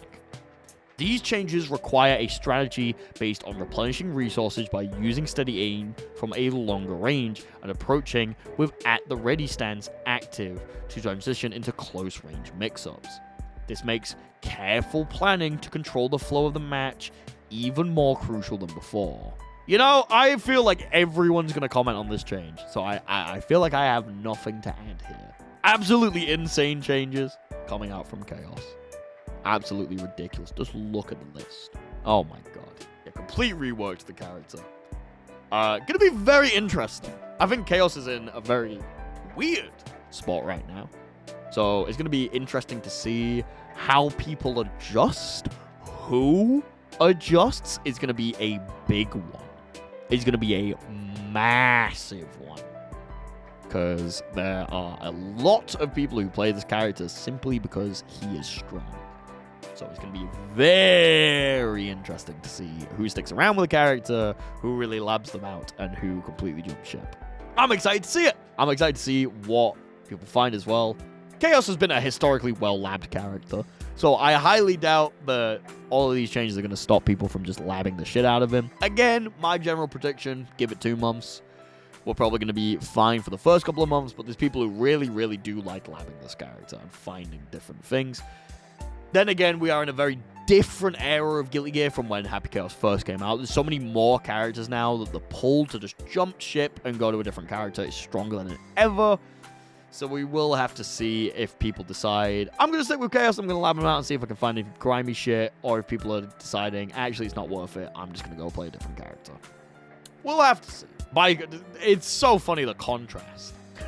The contrast. Baiken gets fucking, look at this is nothing. We've expanded her options for ground and neutral by making adjustments to crouching slash, crouching heavy slash, and the heavy slash version of Kabari, as she tended to rely on far slash before. We also adjusted crouching punch, so it serves a different purpose from standing punch. However, we have adjusted the situation on hit for the follow-up version of HS Kabari to reduce the opportunities for Okizeme. Oh no. We've increased the attack level of Crouching Slash so that it can combo into Crouching Heavy Slash. Crouching Heavy Slash also triggers an untackable hard knockdown like a sweep. Okay. This makes it possible to land a knockdown after hitting Crouching Slash from neutral. We also have adjusted the blowback from Crouching Heavy Slash, making it harder to transition into further combos after it. Decrease the attack level of Crouching Punch, which decreases the knockback on hit, making it easier to connect into 6k. It has 1 frame slower startup than Standing Punch, but it can lead to higher reward. We've sped up the startup of the HS version of Kabari, giving it better utility as a long-range poke. However, as the follow-up attack causes a soft knockdown on hit, it is harder to go into Okizeme than before. Ah, interesting. We expanded the upper hitbox of her standing state as it lowers than other characters. Yeah, Baiken also had this, where she could just crouch into Chemical Love by standing. Interesting.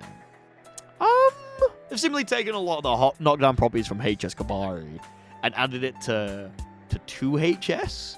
I would say overall, considering that she's like kind of getting shot with the hit, but just changes and the fact that 5p is no longer 4 frames, this is going to be really interesting. I think the crouching heavy slash change while hitting a couple of her combos is going to lead to interesting Oki.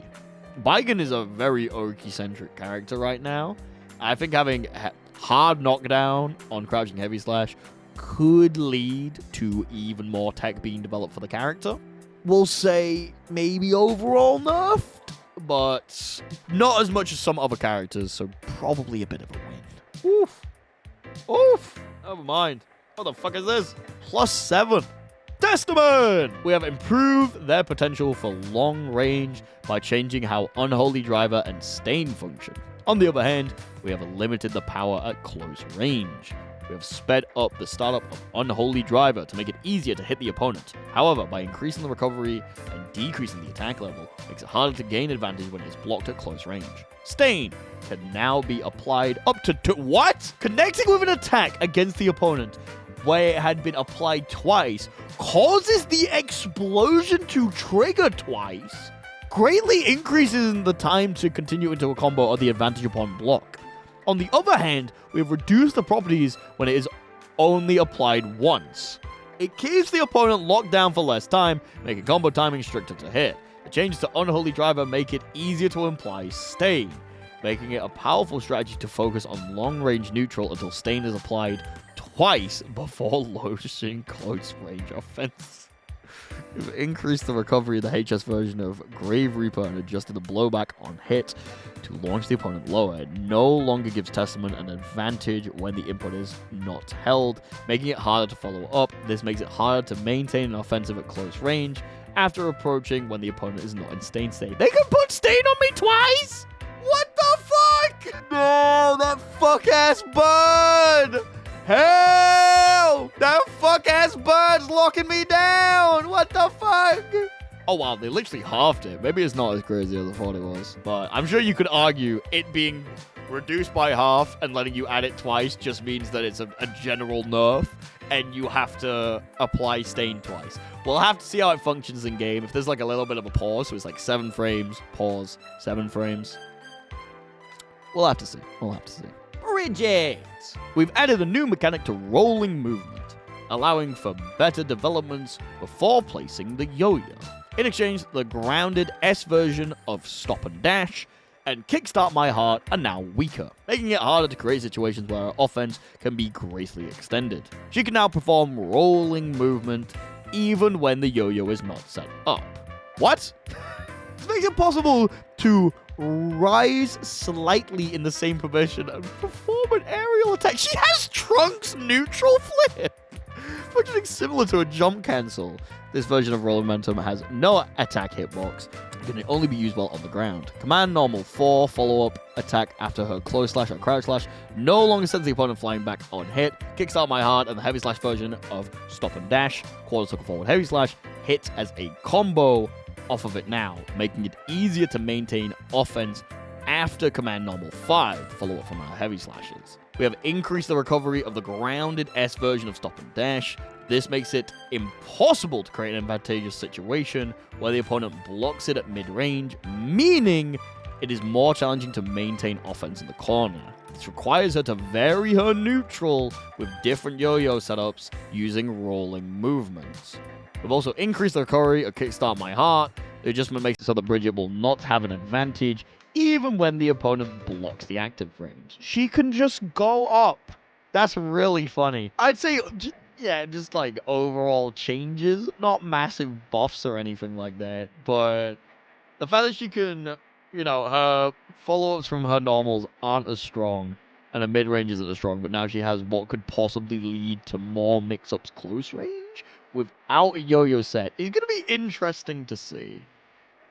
Good for you, Bridget. Good job, lass. Sin! We have reassessed the properties of Still Growing to make it possible to play aggressively using stamina often.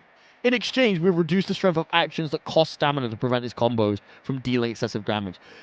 Oh my god! Still Growing no longer provides random power-ups, instead increases the stamina gauge rate for a duration. Oh my god, they did the thing!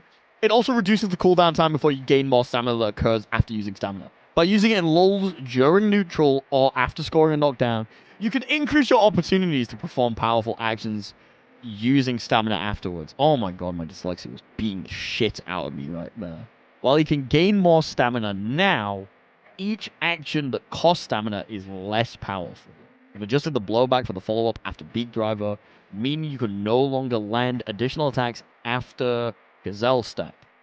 The follow-up after Who Stomp no longer triggers a wall bounce, making it no longer possible to land additional attacks without using the tension gauge. That one hurts. Elphelt and the follow-up attack have received the damage and combo blowback proportion applied to low-profile lunging moves, reducing damage and combos, and its height on launch.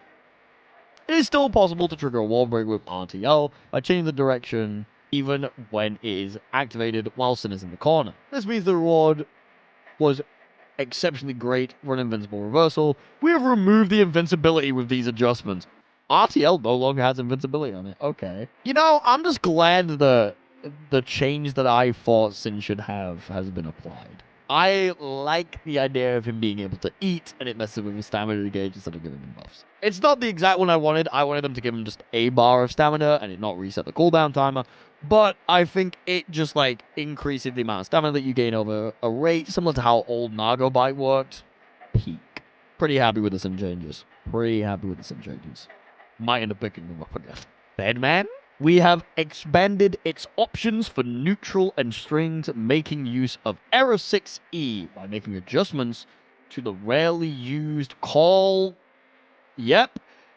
and call 4B free, which was rarely used outside of combos. This is really bad because I have no idea what half of these fucking moves are. I'm gonna have to look at the actual list. On the other hand, we have toned down Jumping S, which was highly potent in neutral, and Jumping D, which was challenging to counter while offering high reward, limiting its ability to approach the opponent without Error 6E active. Call $1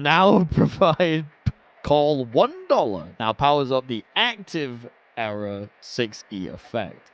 The follow-up attack triggered is more powerful than the standard version, while not as potent as Call 4CC. By using it during lulls in neutral or after scoring a knockdown hit with 6S, you can apply formidable pressure. Call 4B free can now be held to halt the action midway through. This makes it possible to activate Error 6E with only a short action, allowing you to maintain Error 6E outside of combo situations.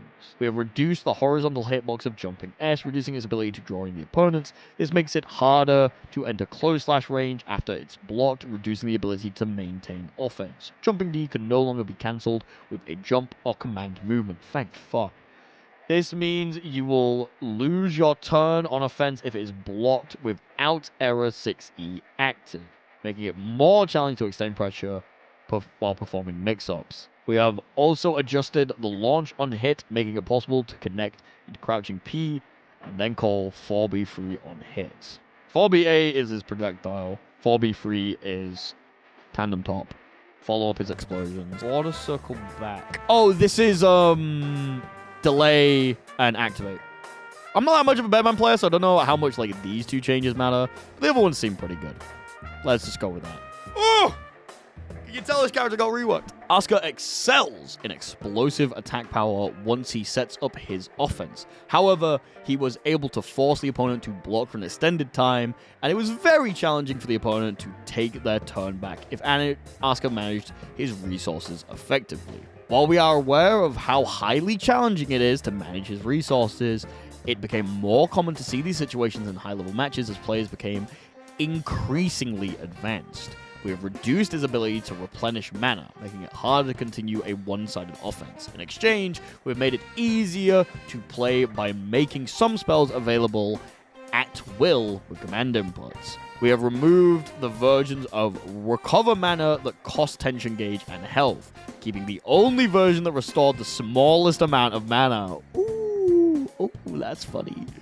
We've also toned down the effect of spells that reduce mana cost or recovered mana directly, while decreasing the amount of these spells in each test case. Oh, they fucked with his hand! We also have increased the mana cost of spells with attack hitboxes. These changes make it more likely to exhaust all of your mana in matches, thus losing your turn on offense. It is also now possible to cast spells that cost more than your remaining mana, thus willingly entering the exhausted mana state. Oh, so you can overspend.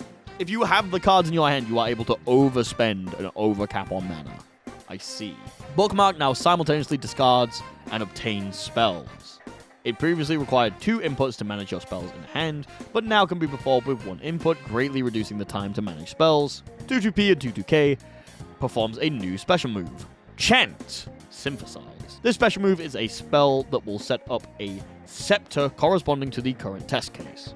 For example, with test case 1, 2-2P sets up a shooting time stretch accelerate, and 2-2K sets up a shooting time stretch decelerate, making it possible to place a scepter at will that will work in synergy with your current spells and mana availability. Performing Chant with all spell slots empty now activates a short-range projectile. Okay.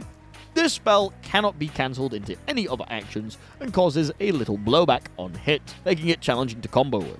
However, it does not cost mana and can be used when mana is fully expended, meaning it can be used to cancel moves with extended recovery, such as Standing Heavy Slash or Sweep, to cover for vulnerability regardless of your current mana. Forward Heavy Slash was easy to hit while confirming Asuka's spell on hand and challenging for the opponent to see comment. It wasn't that bad. We've changed it to a mid. We have changed it to a mid attack, but sped up the startup to give it better utility despite losing its mix-up potential. It is easier now to hit as a finisher in combos and triggers a hard knockdown, providing time to set up advantageous situation with cover mana or bookmark. They got rid of his overhead. That's so funny. The only overhead you have to worry about now is the spell. That's funny. That's funny. Yeah, it's kind of what I expected, where, like, his actual mana stuff, like his decks and everything, aren't as powerful, but outside of mana, he's a little bit better. Oh, my. Ooh. Ooh, fuck. Hey, the cost of living crisis has hit Asuka, it seems. That's rough, buddy. Yeah, pretty interesting. I don't play Asuka, so I don't really have too many comments. I could see how they could see this as a bad thing, though, which I think is very funny. Johnny! We've reassessed the properties of this last version of Deal, which is rarely used, improving its ability to apply pressure from neutral. We've also improved the properties of his forward heavy slash and crouching slash to make it easier to connect with attacks. We've improved controls for him by reducing the difficulty of certain techniques when using dash. In exchange, we've adjusted Mistfinder to reduce the benefit on counter hits. We've changed the trajectory of the card from S version of Deal, now tossing it to a further position than the K version. As it places the card behind the opponent, it creates situations where the opponent struggles to move away. We've extended the range of forward heavy slash, and it now launches the opponent on grounded hit. On hit, you can approach with Vault or combo into Joker's Trick, opening up greater potential reward than Mistfinder. Crouching Slash also has additional range, making it easier to hit the opponent as they attempt to approach while adjusting your spacing. His dash was previously possible to cancel with a jump during startup. It can now be cancelled into special moves. Previously, this was a technique to cancel the startup of a jump mid-dash into a special move to perform it with the added momentum, but this change makes it easier to perform. Okay. Mistfinder no longer triggers the slowdown effect on counter hit, reducing the benefit possible on hit. This addresses how powerful it was against opponents, with projectiles in particular. I said that Johnny was probably going to get some pretty big compensation buffs, because he used Wild Assault quite a bit. I don't think this is a reversion of a 6HS, but I think it's close. I think the people that wanted his 6HS changed are going to be very happy. Still, pretty good buffs for Johnny. Mistfinder not giving as much on counter hit, I think is fine. It was kind of annoying to get counter hit load by Mistfinder, and now you're fucked. So we'll have to see how he changes. I like the fact that they were like, hey, we saw that you were using dash momentum stuff, so we're making it easier. Like, I like that change. Elphelt. This doesn't look like a rework to me. Ooh. We added a new mechanic to Miss Charlotte to expend its utility in neutral and strings. It is also easier to use up high as a mix-up against opponents who have invincible moves. On the other hand, we have revised the composition of her combos and strings to make it harder to loop her mix-ups. We have also toned down her moves that offer higher reward with little risk. Miss Charlotte can be held to trigger a second attack hitbox. It performs one hit before the bullet trajectory changes, and 1 hit afterwards. This gives Elphelt a significant advantage if the opponent blocks it at close range, making it great for expanding her offense. We have expanded the upper hitbox of the first hit of Up High, so it will now form a gapless box string against all characters when making them block Up High and Here I Go. This increases her offensive pressure, as she does not need to account for the opponent using an invincible move or backdash to get out. The opponent will now tech after they are hit by Nailed It. This makes it challenging to recreate the same situation from an overhead/low mix-up. Miss Charlotte Hour of Repair ends directly after hitting, meaning the advantage remains the same regardless of the position that it hits.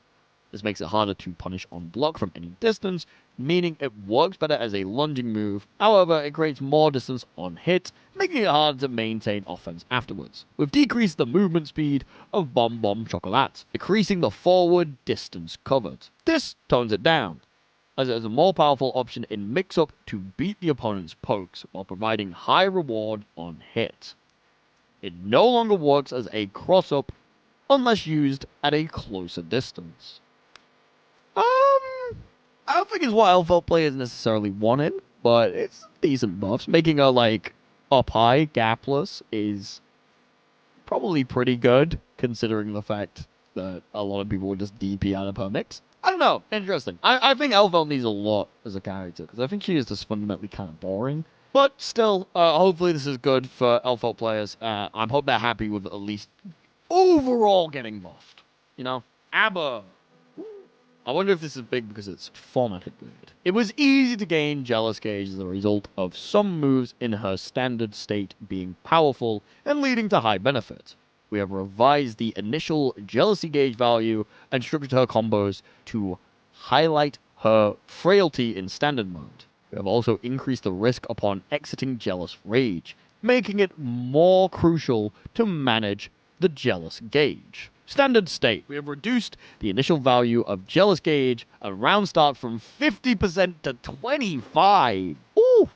This makes it necessary to gain Jealous Gauge from neutral in the standard state before you can achieve the powerful Jealous Rage state. We have also revised the properties of Standing Heavy Slash, Intertwine and Tilt, and Menace and Groan to make it harder to transition into highly damaging combos after Standing Heavy Slash counter hits. We have changed Bonding and Dissolving to be minus on block, and increased knockback so it returns the situation to neutral. This means she has to use riskier moves, such as Haul and Heed, in order to maintain offense while in standard state. Jealous Rage. It is impossible to block during the ending animation while the Jealous Rage is exhausted. Yes, let's fucking go. This makes it necessary to strategically use a move to extend block stun if you are unable to safely exit with Bonding and Dissolving or Changing and Swaying. When returning to the standard state with Changing and Swaying, some of your Jealous Gauge spent is returned. We have decreased the amount of gauge that returns. Previously restored 50% of the expended Jealousy Gauge, but this has been decreased to 25%. This restricts the potency of exiting Jealous Rage and with Changing and Swaying, and then transitioning back into Jealous Rage by using Changing and Swaying again. Yeah, they use that a lot. We have decreased the advantage for ABBA when the law is key is king is blocked. It still leaves her at advantage when blocked, but it is harder to go on the offensive when it is blocked at a long range. These changes decrease the opportunities to enter Jealous Rage, so we have improved the utility of Sun moves in the standard state. She now struggles to finish a match in one fell swoop, requiring a careful strategic approach to switch between modes. We have extended the upper hitbox. Oh my god, I didn't realize that fucking ABBA could also go under Ino's Chemical Love. So one of the things that I used to complain about ABBA, and I haven't really done this in a while, is that her famine mode, because she's a feast or famine character is the way that people describe her. Her famine mode, her normal mode, is not that bad. But now it very much seems like, yeah, no, standard ABBA is not that good anymore. She is seemingly pretty shit. It's gonna be very, very interesting to see how these changes actually affect. These feel like major nerfs to her normal mode. Obviously, she's still gonna have all her bullshit and Jealous Rage, but having to win an interaction normal mode and like, oh my God. Like, having a winning interaction in normal mode and then being worse in normal mode as well is going to be... Ooh. Oh, it's going to be weird. Didn't expect ABBA of all characters to be a massive loser this patch, but it is what it is. We've improved the feel of his controls by making certain techniques using dash easier. We have changed 6 heavy slash to unique properties that make it viable as a new option on offense. We've increased the benefit from bump ahead on hit, while reducing the mix-up capabilities of its late. We've adjusted the K version of Mappa Hunch, so that it is more likely Slayer loses his turn on block. We have also revised the properties of crouching heavy slash to make it less likely to beat out pokes or attempts at intercepting. His dash was previously possible to cancel with a jump during startup and can now be cancelled into special moves. Previously, this technique to cancel the startup of the jump mid-dash into a special move with added momentum. This change makes it easier to perform. Okay, so you just basically don't need to do the jump now, which I think is pretty good. Dash bite was always a really annoying thing for me because I don't use dash macro. So hopefully, like, dash bite is viable now for me. We've made major revisions to the properties of forward heavy slash to give Slayer an advantage when the active frames are blocked. This gives Slayer an advantage when the opponent blocks it crouching, as the active frames are likely to connect while leaving him at disadvantage when the opponent blocks it standing. This is very powerful when used in a situation where low attack options are available, such as standing kick or close slash. We adjusted bump ahead to launch higher on hit, making it possible to combo into crouching kick. On the other hand, we have slowed down the startup of hits late, making it more likely to be blocked. This makes it more challenging to use mix-ups after Dandy Step, but offers better rewards when it succeeds. We have increased the recovery of K Mappa Hunch, which now leaves Slayer at disadvantage even when the active frames are blocked. It also now triggers additional knockback instead, so that it is harder to punish when outside of point-blank range. We have removed the foot property invincibility on crouching. Yay! Tones down the attack, as it worked very well against low-hitting attacks in an attempt to intercept strings while being highly rewarding. It maintains the same long range, and it's still powerful at maximum range. Oh my god. My 2S can't be 2HS anymore. Holy shit, that's so funny. What have they actually done? Attack level of the first half of the active frame has been changed from 4 to 1. The frame advantage on block for the first half has been changed from -3 to -7. The second half of the active frames, blocking while crouching, is advantageous with +3. So if you block it crouching, it's kind of like Foudre arc now. If you block it crouching, it's plus. But if you block it standing, it's negative. Okay. So you gotta stand block it even though it's not an overhead. Dizzy! That is a big chunk of text, which is what I like to see, because this character sucks. We have added a new mechanic to We Talked a Lot Together, to expand its utility at neutral and in strings. We've also made jumping heavy slash more viable and easy to connect with the opponent. We have a sweep riskier to whiff. We've changed the situation after the slash version of Miko Sword hits, adjusting it so that Dizzy struggles to maintain a one-sided advantage. We've reduced the benefit of the heavy slash version of Miko Sword mid-combo, reducing excessive combo damage. There is now an additional input after We Talked a Lot Together, which can change the spawn position of the projectile. The S input spawns the projectile behind Dizzy. By placing Dizzy in front of the projectile, it makes it possible to cover for her vulnerability after an attack with the projectile. The HS version spawns the projectile far to the front. It reaches the opponent right away, requiring them to take action to deal with it.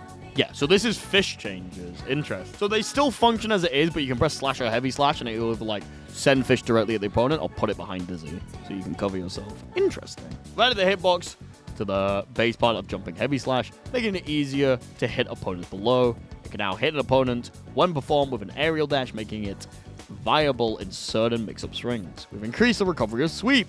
It provides more of an opportunity to counter or approach when it whiffs, as it has very long range. It's highly rewarding on counter hit. The opponent will now tech if they are hit with the S version of Miko Sword. You will still have time to set up projectiles such as We Talked a Lot Together or for roasting chestnuts, but it is more challenging to set up Ice Field to launch a powerful neutral offensive. We have slowed down the startup of the heavy slash version of Miko's sword, adjusting the advantage on block. This makes it harder to extend combos after crouching slash or sweep on counter hits. On the other hand, it leaves her and the opponent even on block at a distance, giving Dizzy the opportunity to use her long range to start again. Dizzy highly benefits from the universal adjustments to tension and burst gauges. Previously, I used this to cast Fist, and Ice Field's heavy combo blowback preparation suffered from allowing the opponent to charge up their gauges. These adjustments now reduce the amount of gauge the opponent will gain. Okay. Not as many buffs as I expected, if I'm entirely honest. I was thinking that Dizzy needed a lot of changes, and this is not a lot of changes. So I think we'll have to see how Fish works now and how the general environment around her changes. But I do think that this is probably not enough, and I do think Dizzy might end up still being shit. She didn't get a rework though, so I don't have to play her. Venom! We have improved the properties of QV to improve his options after the opponent blocks a poke.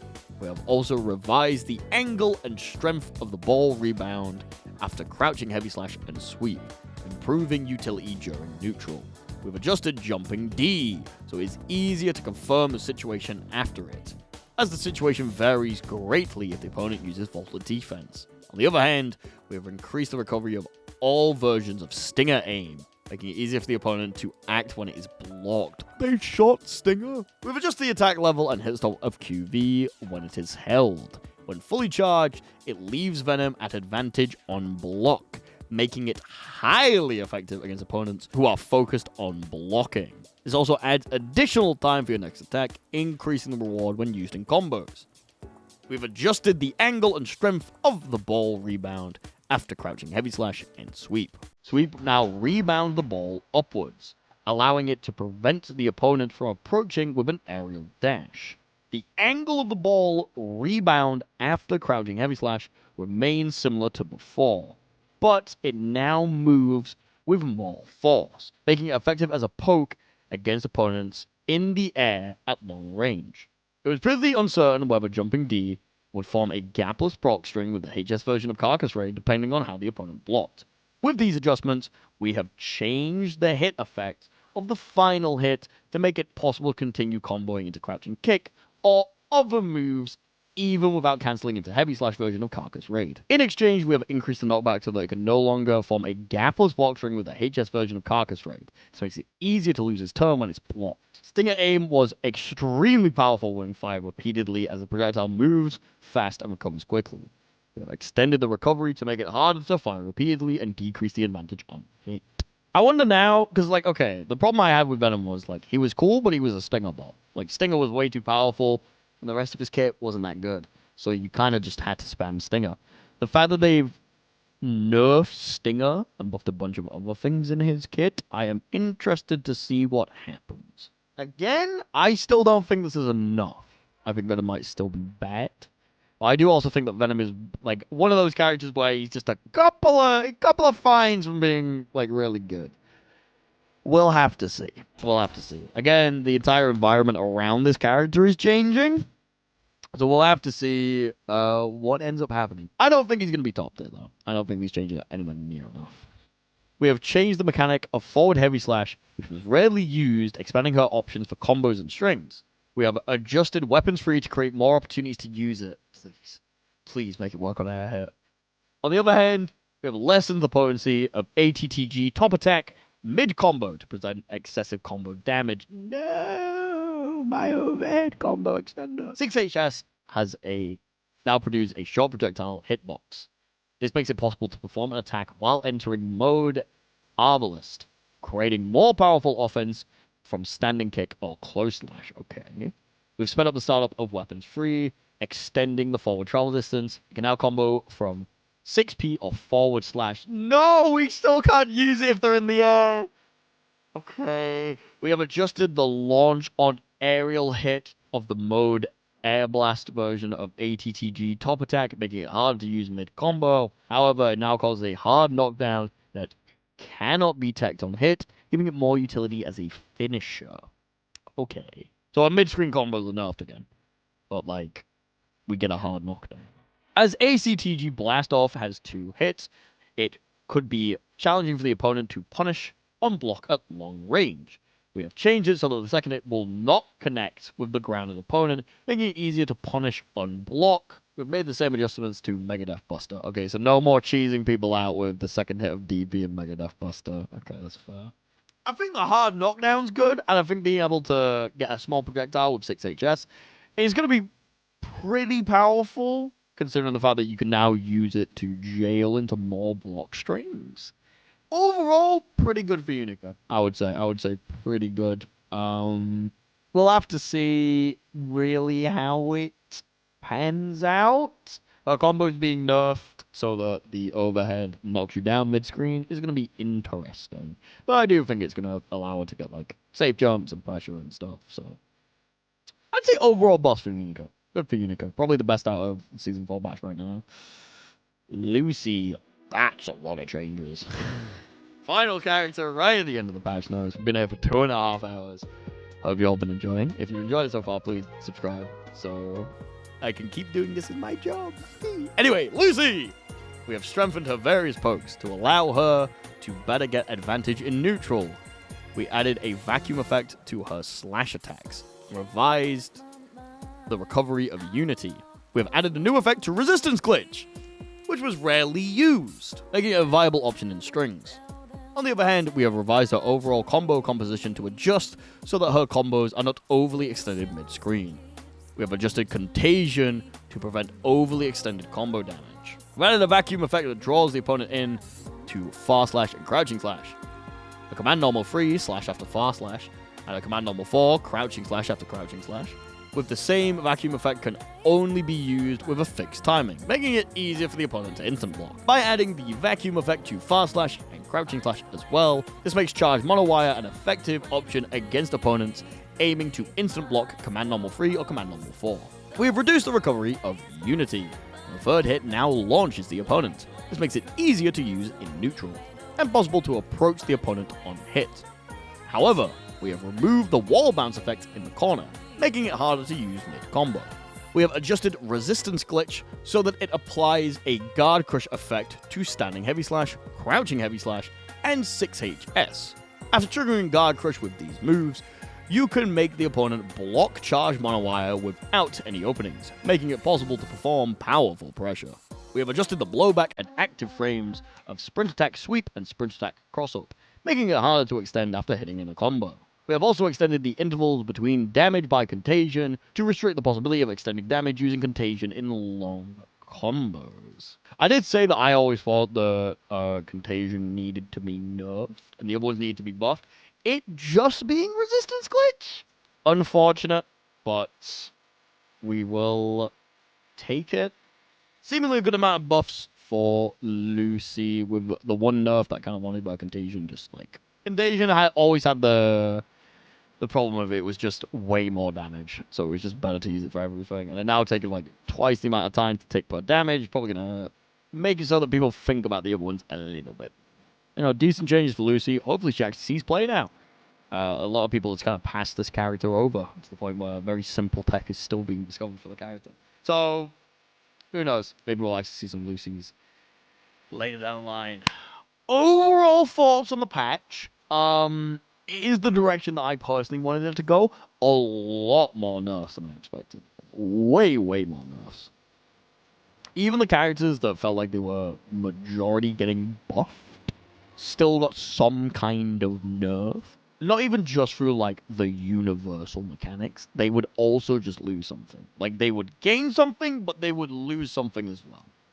So, everyone's going to feel a little bit different. Very different vibe to the previous patch.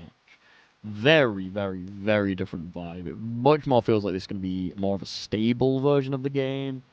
A lot of the, like, super, super annoying shit is just being taken out, which I'm very happy with. A lot of characters seem like they're expanding their options. The push towards less combos mid-screen is going to be interesting to see.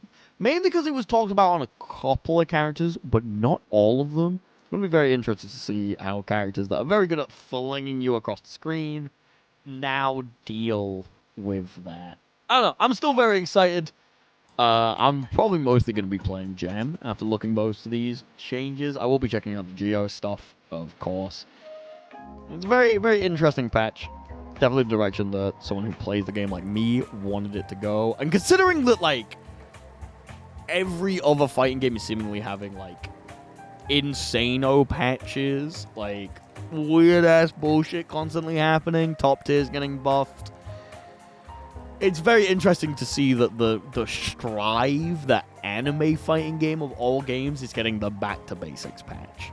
So yeah, overall, I'd say I'm mostly impressed. Not a perfect patch. I'm not going to sit here and pretend like every single one of these changes is one that I agree with, but it is definitely leaning to more towards the way that I like to play fighting games and the things that I'm interested in. So I'm happy with that, because it means that I get to play a game that I'm more happy with. What do you all think? There's a comment section down below so you can make your voices heard. Thank you all for watching. If you watched all the way to the end of this, I really appreciate it.